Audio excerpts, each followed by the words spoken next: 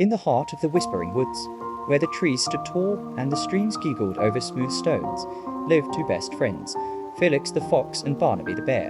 Felix was quick and clever, with fur like a flickering flame. Barnaby was big and gentle, with a heart as soft as his furry belly. They did everything together. Felix would show Barnaby the best paths through the underbrush, and Barnaby would use his great strength to move logs so Felix could find the juiciest bugs underneath. One afternoon, as the golden sun dappled the forest floor, Felix discovered something wonderful. He found a hidden blueberry patch, and in the very center of it was the biggest, most perfect bush, heavy with plump, purple berries. "Barnaby, look," yipped Felix, his tail wagging with excitement. A berry feast. Barnaby's big nose twitched at the delicious smell. "Oh, Felix, those look wonderful." But a thought popped into Felix's clever head. "This is my discovery. What if I eat them all myself? They'll be so much sweeter if I don't have to share." So, Felix turned to his friend. "You know, Barnaby," he said quickly, "I think I heard a noise over by the honey tree. You should go check it out. I'll guard these berries from the birds." Barnaby's happy expression drooped a little. "Oh, okay, Felix. I'll see you later," and the big bear lumbered off, looking a bit confused. As soon as he was gone, Felix began to eat. He ate, and he ate, and he ate. The berries were sweet and juicy, but as he kept eating, a funny thing happened. The berries started to taste ordinary. Then they started to taste a little sour. His stomach began to feel too full, and the quiet of the berry patch felt lonely. He looked at the huge bush. There were still so many berries left, but he didn't want them anymore. He just missed his friend. Meanwhile, Barnaby had indeed found a beehive dripping with golden honey near the old oak tree. It was a magnificent find. His first thought was to run and get Felix, because Felix loved the crunchy honeycomb.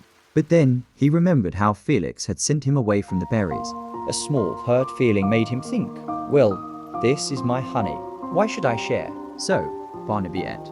He scooped up great paws of sweet, sticky honey. It was delicious. But as he ate, the honey began to feel too thick.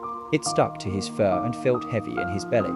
The forest, which was usually full of laughter with Felix, felt very quiet. He looked at all the honey left and felt sad. A feast was no fun all by himself. That evening, both friends sat alone in their own corners of the Whispering Woods. Felix felt sick from too many berries. Barnaby felt sticky and sad from too much honey. The moon rose big and silver, and it seemed to whisper the same thing to both of them. Sharing isn't about giving something away. It's about making joy double. Felix knew what he had to do. He carefully picked a pawful of the biggest, best berries he could find and set off to find Barnaby.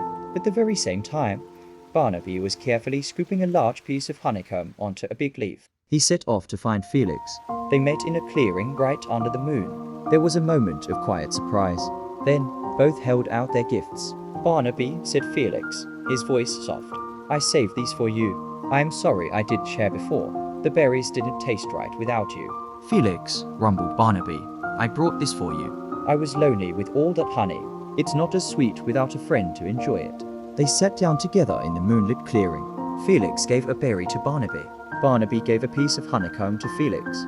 And as they shared their treats, laughing as the honey got on their noses and the berry juice stained their paws, they discovered the most wonderful flavor in the world. It wasn't just the taste of berries or honey. It was the taste of sharing. It was the taste of friendship. And it was the sweetest thing either of them had ever known.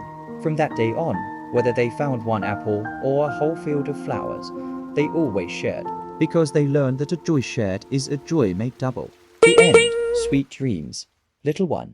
May your heart always be full of kindness to share.